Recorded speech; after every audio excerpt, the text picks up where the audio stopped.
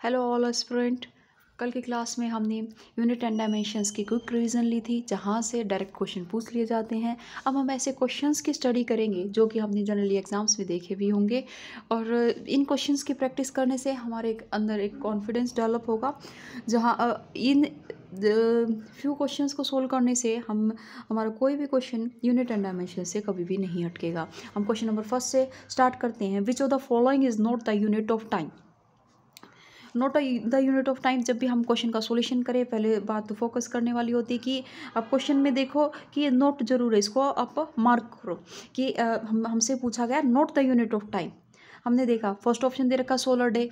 Solar day is the unit of time. Leap year is also the unit of time. lunar month, it is also a unit of time. Parallactic second, जो अपना second option है पैरालेक्टिक second, यहाँ second देख के aspirant mistake क्या करते हैं कि ये तो ऑप्शन होगा ही होगा, कि ये तो टाइम की यूनिट होगी, लेकिन जो पैरालेक्टिक सेकंड है ये टाइम की यूनिट नहीं होती है, ये आर्क लेंथ की यूनिट होती है। क्या होती है? आर्क लेंथ की यूनिट होती है। उस आर्क लेंथ की यूनिट जो कि 1 सेकंड का एंगल सबटेंड करता है। क्या करता है? 1 सेकंड का एंगल सबटेंड करता है। अदर ऑप्शन पे आए, सोलर डे क्या होता है? सोलर डे होता है कि अपनी जो अर्थ है वो अपनी एक्सिस पे रोटेट होने में कितना टाइम लेती है, वो होता है solar day. It is the time period in which earth rotates about its axis. अब अगर leap year everyone know that leap year is the year in which 1 day is extra, like 365 days ना हो के 366 days present हो, तो उस year को हम लीप ईयर बोलते हैं। लूनर मंथ होता है कि अपना जो मून है वो अपनी एक्सिस पे रोटेट होने में कितना टाइम लेता है, उस टाइम पीरियड को हम लूनार मंथ बोलते हैं। और उसकी वैल्यू अब से जनरली एग्जाम में पूछ ली जाती है, डायरेक्ट पूछ ले कि लूनार मंथ के का टाइम पीरियड कितना होता है, जिसका होता है 29.53059 डेज। एग्जैक्ट आपको ये वैल्यू लर्न होनी चाहिए ताकि कोई पेपर में क्वेश्चन आ जाए तो आप इसको सोल्व कर सकें। अब सेकंड क्वेश्चन पे आते हैं। ये क्वेश्चन क्लियर है? सेकंड क्वेश्चन में, a unitless quantity, a unitless constant never has a non-zero dimension, always has a non-zero dimension, may have a non-zero dimension, doesn't exist. अब एक यूनिटलेस क्वांटिटी है, like unitless quantity में आप देखें तो आप क्या बोल सकते हैं? 2 पेन, 2 बुक, या 4 बुक, या 5 बुक। तो जैसे मैंने लिया 2 pen, 2 book, 4 students, all have unitless. इसके कोई भी यूनिट नहीं है। जैसे कि मैं कहूँ 2 न्यूटन का फोर्स 2 न्यूटन, तो ये तो हो गया, इसकी तो यूनिट है न्यूटन है, तो इसके डायमेंशंस हो सकते हैं। लेकिन जैसे पेन का कोई डायमेंशन नहीं होगा, बुक का भी कोई डायमेंशन नहीं होगा, स्टूडेंट्स का भी कोई डायमेंशन नहीं होगा। तो इसमें क्या आता है? A unitless quantity never has a non zero dimension. एक अदर वर्ड में जो क्वेश्चन आ जाता है, जैसे मैं क्वेश्चन नंबर यहाँ 10 देख रही हूँ, ए यूनिटलेस क्वांटिटी, एक a unitless quantity may have a dimension, always has a dimension, never has a dimension, doesn't exist. इसका आंसर रहेगा यूनिटलेस क्वांटिटी होगी कि हमारे पास यूनिटलेस क्वांटिटी है कि एक, तो क्या होगा? Never has a dimension. ये क्वेश्चन रिपीटेशन में क्वेश्चन है, नेवर हैज़ ए डायमेंशन। एक अलग से एक क्वेश्चन आता है, देखा जैसे क्वेश्चन नंबर 12 देखो, ए डायमेंशन लेस क्वांटिटी, कि किसी के पास डायमेंशंस नहीं है, कि तो क्या है? उसके अपना यूनिट हो सकती है, may have a unit. Dimensionless quantity की unit may have a unit हो सकती, मे हैव अ यूनिट, यानी कि उसके पास यूनिट प्रेजेंट हो सकती है। इस क्वेश्चन का मैं एग्जांपल लेके चलूँ, जैसे मैंने कहा एक डायमेंशनलेस क्वांटिटी है, लाइक डायमेंशन लेस, कोई एग्जांपल, लाइक हमने लिया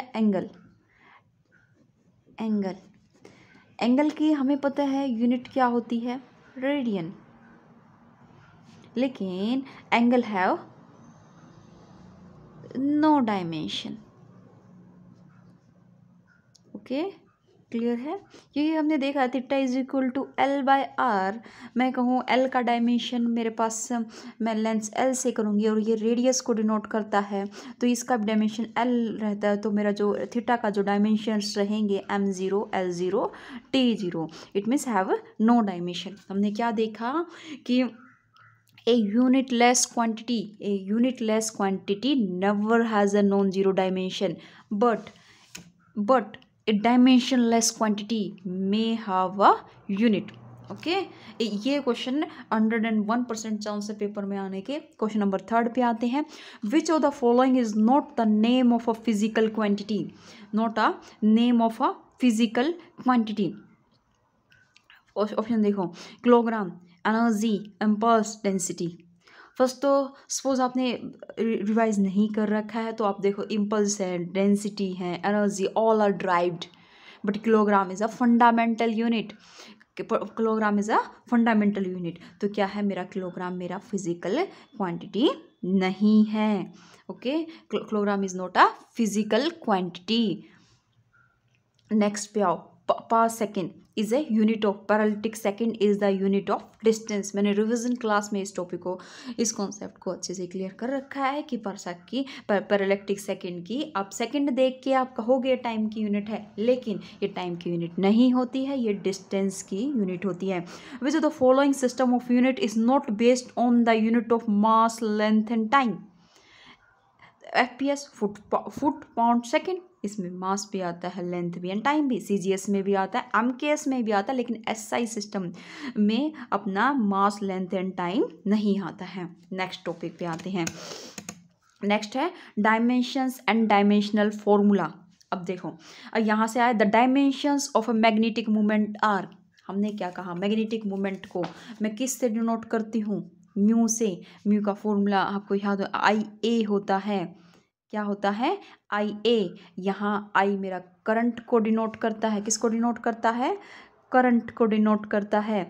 A मेरा एरिया होता है,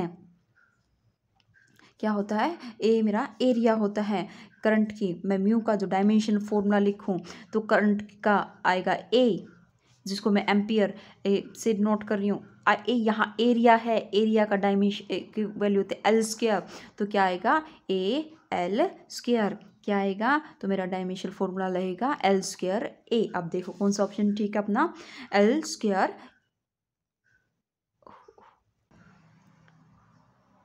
तो अपना देखते हैं हमारा L²A। देखो अपना इस ऑप्शन में अपना प्रेजेंट है, second option is a correct option. Next question पे आता है, the velocity v of a particle is given in a time and term of a time t, v is equal to AT plus B by T plus C। हमें क्या find out करना? Dimension ABC। एक question के through हमारे काफ़ी concept clear हो जाएंगे, तो मैं इस क्वेश्चन को अच्छे से डिस्कस करूँगी आपके साथ। v का मैं लेती हूँ, v लिया मैंने AT प्लस B बाई में T plus C। Okay, sorry ये प्लस का साइन, T प्लस में C। मुझे क्या फाइंड आउट करना है? A के डायमेंशंस। क्या फाइंड आउट करना है?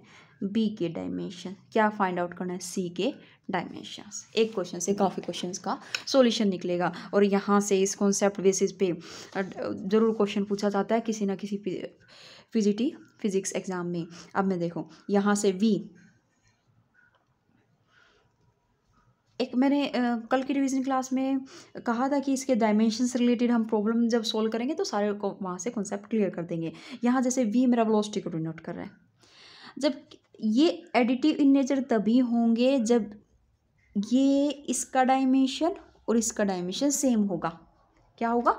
इसका डायमेंशन सेम होगा, लाइक इस, और जब इनका एडिशन करेंगे, जब रिजल्ट मुझे वेलोसिटी, ऐसा तो नहीं है कि आप किलोग्राम में वेलोसिटी को मास को वेलोसिटी में एडिशन कर दोगे, ऐसा तो पॉसिबल नहीं है। तो ये भी अपना वेलोसिटी की यूनिट रखेगा, ये भी अपना वेलोसिटी की यूनिट रखेगा, ये भी अपना वेलोसिटी का डायमेंशन रखेगा, सॉरी ये भी अपना वेलोसिटी का डायमेंशन रखेगा, ये भी वेलोसिटी का डायमेंशन रखेगा।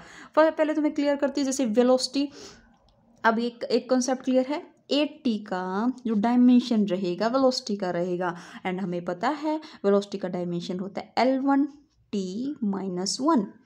अब देखो b/t+c का क्या डायमेंशन रहेगा, उसका भी वेलोसिटी का रहेगा L1/t-1। अब देखो, अब क्या कहा, अब मैं वही बात कि टाइम के अंदर ऐसा तो नहीं है कि हम मास को ऐड कर देंगे, ऐसा तो नहीं है। तो जो टाइम के अंदर मैंने ये c है, ये टी टाइम को डिनोट करा है, तो सी का डायमेंशनल फॉर्मूला वही होगा जो कि टाइम का होगा। तो मैंने क्या पाया, सी का डायमेंशन फार्मूला होगा टी। ओके,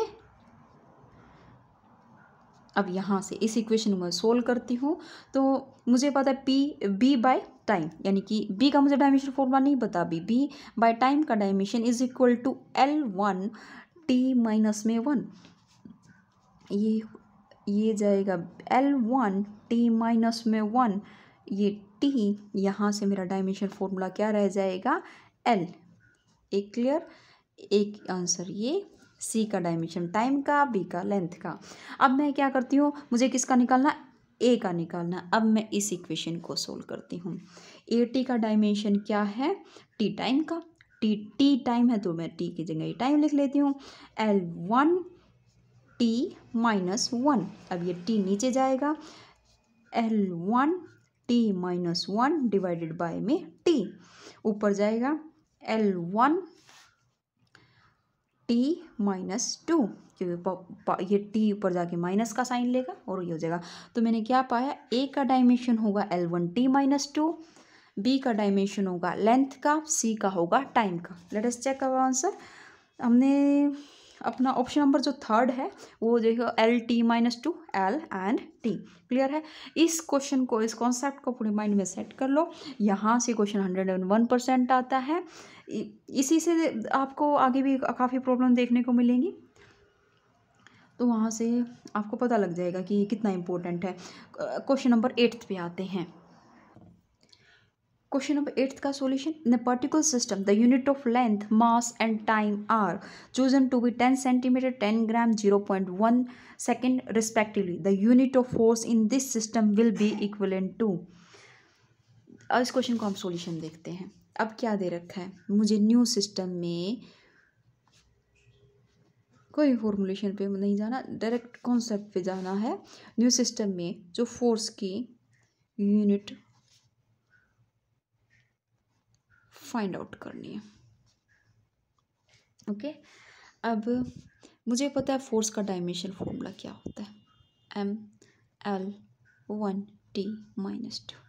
ठीक है, नए सिस्टम में बात करूं, नए सिस्टम में मास को वैसे तो मैं किलोग्राम से नोट करती हूँ, मास को किससे नोट कर रखा है, 10 ग्राम से। ओके, अब लेंथ को किससे, 10 सेंटीमीटर से। पावर 1 है तो पावर 1 रहने दिया। टाइम टी को किससे नोट कर रखा, 0.1 सेकेंड से, और पावर कितनी है, -2। मैं ऑप्शन के थ्रू जाऊँ तो मुझे रिजल्ट चाहिए न्यूटन में, तो मैं क्या करूँगी, इनको सबको मैं एसआई सिस्टम में कन्वर्ट करने की कोशिश करूँगी।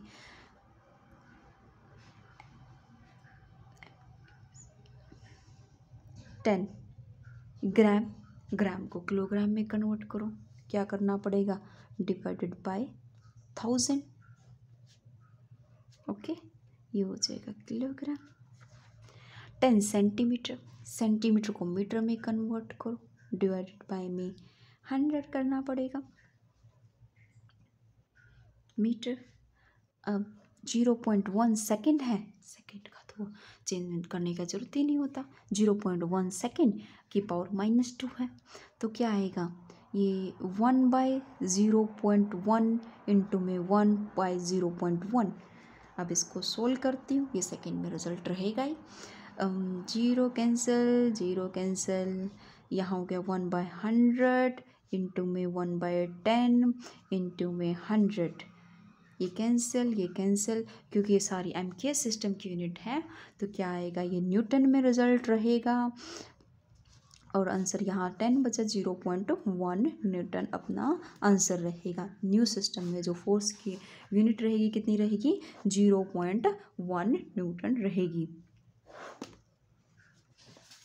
नेक्स्ट क्वेश्चन पे आते हैं।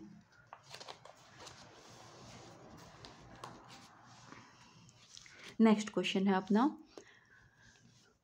the time dependency of a physical quantity p is given by p is equal to p naught exponential of minus alpha t square, where alpha is a constant and t is time, the constant alpha is। यहाँ से एक concept और आ जाएगा, जो exponential है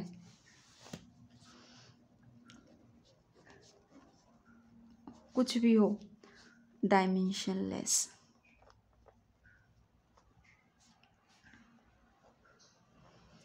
angle में dimensionless. Okay, इसको concept को सेट कर लो। इस कॉन्सेप्ट का यूज़ करके मैं इस क्वेश्चन का सॉल्यूशन करके दिखाती हूँ। मेरे पास वैल्यू दे रखी है p is equal to P naught exponential of minus of alpha T square. Let me check alpha. ठीक है, अब मुझे किसका डायमेंशन फॉर्मूला, अल्फा का, ये मुझे फाइंड आउट करना है इसका डायमेंशन फॉर्मूला। ठीक है, अब मुझे पता है एक्सपोनेंशियल के साथ में कुछ भी हो ये डायमेंशनलेस होना चाहिए। ठीक है, तो अल्फा टी स्क्वायर, हाँ जी